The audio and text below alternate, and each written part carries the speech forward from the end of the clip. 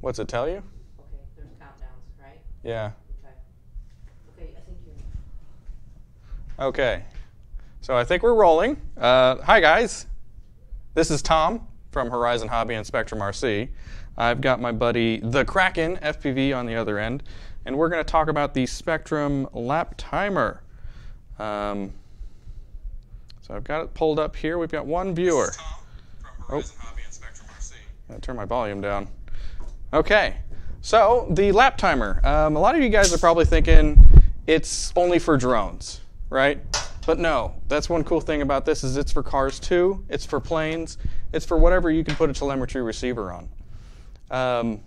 So the Kraken, or as I know him as Austin, he's on Skype with me, and he's been running it for a little while. And I just wanted to kind of get his perspective. And you guys can stop us if you want to have a question. Just kind of throw a question in the comments here. I've got my phone up, so I should be able to see them. But yeah, here's the Kraken. So, first question, Mr. Kraken. Sure. Hey guys, how's everything going? Tell us a bit about yourself. What do you do? I work for Mercedes-Benz for 25 years now. And I'm a team leader. So I have 10 to 12 gentlemen, people, fellow employees below me, which I don't say they're below me. We're all a team, but supervisor position. So I get a lot of the problem cars to work on, and that is my position with Mercedes-Benz. Okay. How long have you been doing RC?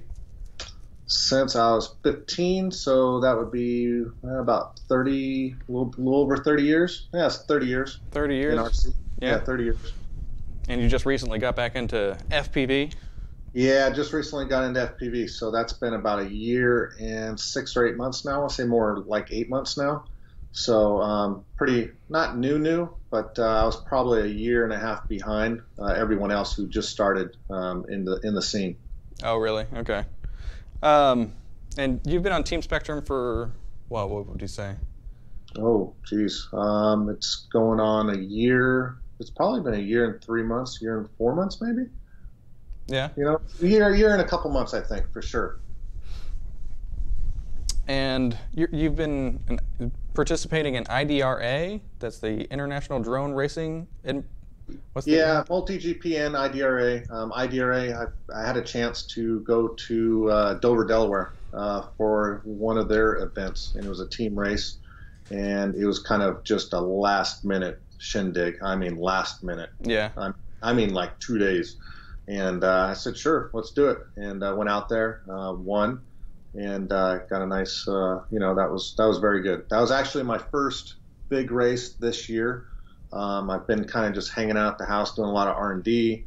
It's a lot easier here at the house than to travel everywhere and try and test stuff versus here at the house when the track's here at the house too. Right. So tell us a little bit about your R&D. You've been working with this lap timer for a little while. Has it been pretty successful for you? Yeah. First time was with Josh. He's on Team Spektrum. He had the lap timer system, and it was a day before my Dover, Delaware race, and he brought it by and said, hey, you got to look at this, you got to check it out. And I was like, okay, come on. And I was already tired from work, and we checked it out. He put it on he actually ran it on his Torrent, and then we put the lap timing system on I believe a Blade Theory, and ran it at the house, and literally was out here for 2 hours just testing back and forth, and it was awesome. I couldn't believe it. I wish I could have took it to the IDRA race. It was nice. It's hands down. And then I have my own system now. So we have 2 gates here at the house with 2 systems that can run simultaneously. Okay. But as far as, for me, it's been flawless. You're running the 2 gates, so you got like a start gate and then like a halfway gate? Yeah, just like F1 or NASCAR or anything like that. You can look at your lap times on your transmitter, or you can listen to it, which I do. It's awesome, and you know where you're cutting time and making time up, or you know where you're going a little bit too far or too long in the apex of a turn and you're losing time. So it literally, I mean, the last time I used it was this weekend. 12.2 second laps consistently, 12.2, 12.3, 12.2. I mean, it was right on. Yeah. So it helps you a lot. Yeah. It's pretty accurate though, huh? Oh yeah, have tested it against the other competition with their Bluetooth, etc. I would say ours is superior in that fact of being able to transmit to your radio, and you can hear it. Listen to the voice, listen to her, and it's all recorded too. So, I mean, for a Spektrum, any Spektrum flyer racer, FPV or on-road, off-road racer, I mean, it's awesome. Yeah. Hands down. And you primarily use it on the F400 board, or are you? I use it on the F400 board, so I mount it directly. The IR transmitter, the little LED, I mount it and solder it directly to the board. Yeah. So, not a problem. Have you tried it with the little sensor that you can get? Yes. Yeah, on the Torrent, yeah. Yeah, we actually just stuck it on the Torrent just to try it, and it works flawless. Yeah. Flawless. I haven't yet done it on an RC car yet, so that's one thing we need to do. Yep. Well, we've been playing with it on the RC cars a lot. So we've got a track here at Eli Field that we've been playing with it for the last 6 or so months. We've been testing a lot with this, just trying to make sure it's as good as it can be. And right now we've got it working with the 5R. So that is the only Spektrum surface radio that we've got that are working with it. But we do hope to have the 6R ready. It's in the books essentially. So with the 6R, it's a little bit more work because there's iOS, or not iOS, but Android OS stuff that we have to work around. Whereas with 5R, it's all our own software. We can do it as soon as we want. But it does work great with the 5R. I know there's a lot of people waiting for it on the 5R. Or have been waiting for it to play around with the 5R. We've teased it a couple of times. So one cool thing about Surface, guys, and I'll kind of show you guys, when you buy the base unit, it's a string of LEDs. Right, Austin? Yep. String. You got a string of LEDs, but there's one LED that's only got one connector on it. So for Surface stuff, you only need one of these LEDs to be shooting out the beam to be able to pick it up on it if it's a smaller vehicle. Whereas with drones, you need the longer LED, and you can kind of hang it up on a gate, is what we normally do, or you make a PVC stand, just whatever's handy.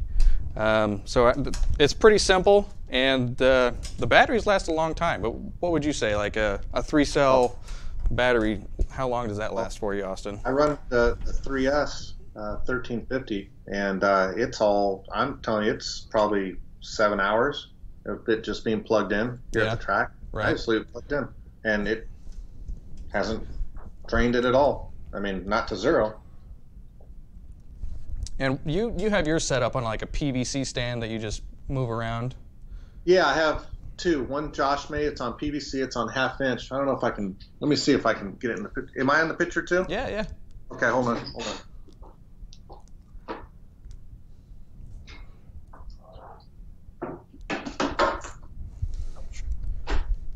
I don't know if I can show this in there or not. So this is a PVC stand. It's 1/2 inch, and you can see here's where here's the bottom reader, and then you go up the line, and he just taped all the IR sensors or readers on here, so we all have them on. So it's like an H stand, so it stands like that, but then the only thing I didn't like about it was it's kind of bulky.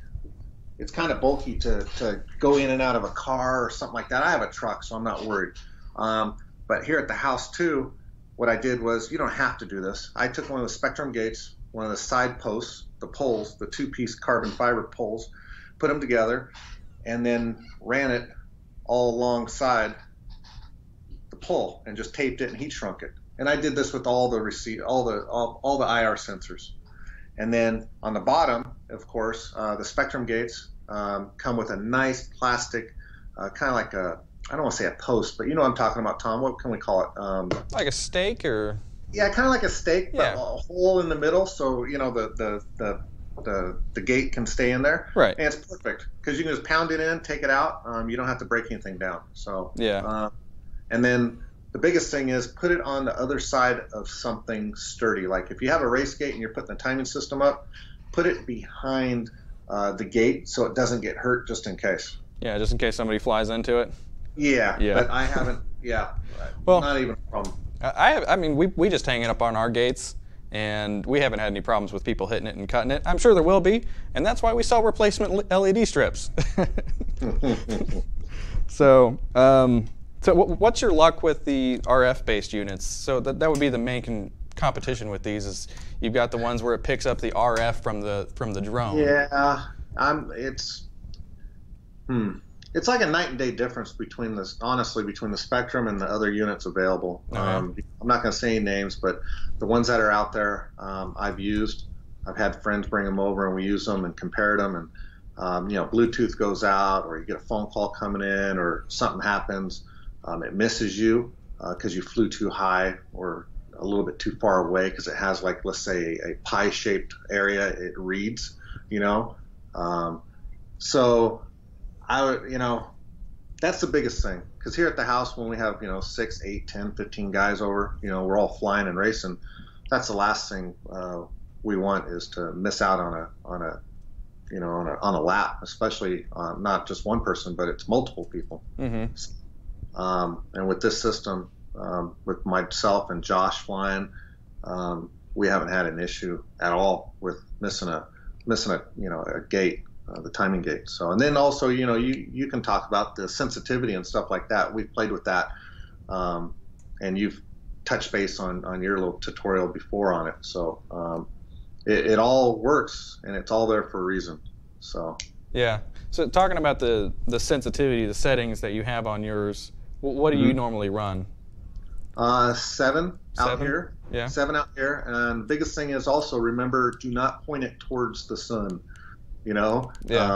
That plays a big part. So if you're pointing towards the sun, you're going through and counting every other lap. Well, turn it to somewhere else in a shady spot or away from the sun. Put it in a shady spot or away from the sun. Yeah. Okay. Well, yeah. I guess in the California sun, you might have that kind of problem.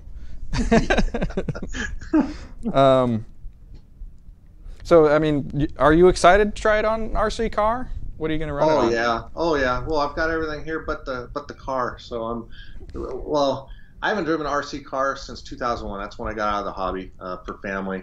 I just I had to step away from my sponsors and wanted to work on the family and everything else and life. And I just touched an RC car 2 months ago. That little snippet video I showed you on that Formula One car. Yeah. And man, that was it brought back a lot of memories. Even the guys there at the track that I hadn't seen in 15 years, they're like, man, you can still drive. I was like, I didn't even know I could still drive. But yeah, an RC car, yeah, that'd be awesome. That'd be awesome. And here in SoCal, we've got so many tracks. We've got on-road tracks, Revelation, it's been here forever. We got the other track in OC, Orange County. We've got off-road tracks. We've got we even actually have Proline, which I used to race at over in Beaumont. Yeah. And then you got Mark Pavitas and Gil Losi Jr. and everyone. So this is really a corridor for a lot of racing. Right. So there are a lot of tracks out there, and a lot of them have their own timing systems, but they're really expensive to jump into. From my understanding, you'll get, like the transponder that you have to buy, the A and B is like $120. You can get this system for just under $75. That's a really great price, and it's just, you can use it up to unlimited amount of racers. If you want to just be the one guy that has the base unit, and then all of your friends have their own transponder or receiver, as to say, you could all just have your own kind of club race and go to the racetrack and not have to depend on their timing system being working or having to pay for their $125 transponders. Yeah, no, I agree. And on that note, especially that note, I've got a friend of mine who spent $900 on the timing system, complete everything. And man, I'll tell you what, bringing out the Ethernet cable, you got to bring out your laptop, you got to make sure you have a generator to run power to your computer where some of these places are. And I'll tell you right now, that's a pain in the butt. Yeah, I hear you. Yeah. Yeah, I mean, if anybody's got any questions, go ahead and hit us up. I'm trying to watch Facebook, but it says there's only one person watching. I kind of doubt that that's the case.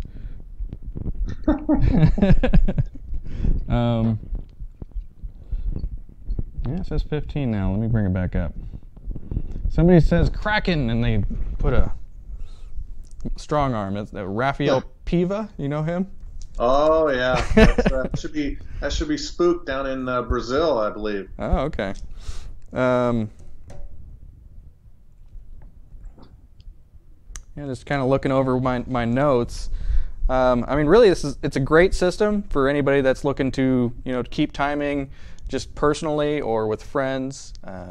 Keep it at the track, build a setup. You can use it for almost anything. Just need a telemetry receiver and a telemetry radio. It works with any of the new radios from the 6 up, and then it works with the 5R.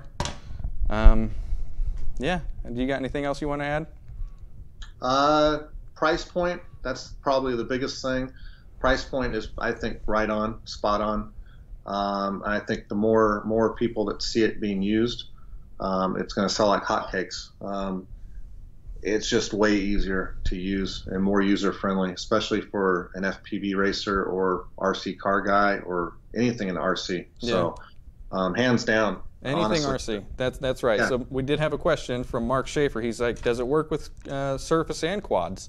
And absolutely. Yeah, as long as it's got a telemetry receiver in it, it'll work. It's got to have telemetry. Even the 4649T, it plugs into there's a lap timer port on it. And then with the SR 6000Ts, the TM1000s, the TM1500, the telemetry receivers, it just works. You could use it on planes, you could use it on cars, you could use it on quads, you could use it on boats. If you want to put a buoy with the lap timer system out in the middle of a lake, you could do that. Cool. Not sure how waterproof it is, but you could. But yeah.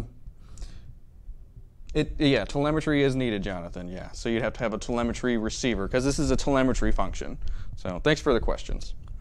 Yeah, so if you guys are watching this post live, it's up on live, Facebook Live and YouTube. Just go ahead and post a question on our Facebook, and I'll try my best to answer it. Oh, Mark is actually at the new Red Inductrix. The new Red Inductrix doesn't have a port for it, so I would kind of doubt it. I think the smallest thing that it would work with would be the Torrent. Yeah, that would be, yeah. Will we make a telemetry receiver with AVC? I don't think we have one in the works. I'm not really sure. So that might be something that we'd have to look into. But we do have the TM1500 that you can plug into your telemetry receiver or your AVC receiver. So you can have telemetry on any surface receiver with the TM1500. That's the, I'm not sure what the part number is, but if you look at TM, that's Tango Mike 1500, that'll get you the telemetry receiver for surface stuff. So, yep, you're welcome. Hey, quick question, Tom. Yeah. I may have missed this. Are they available now? The lap timers? Yeah. Nope, mid-October is when they're coming in. Okay. Yep. Okay. So they are essentially on the water right now. All right. Well, that will conclude our Facebook Live.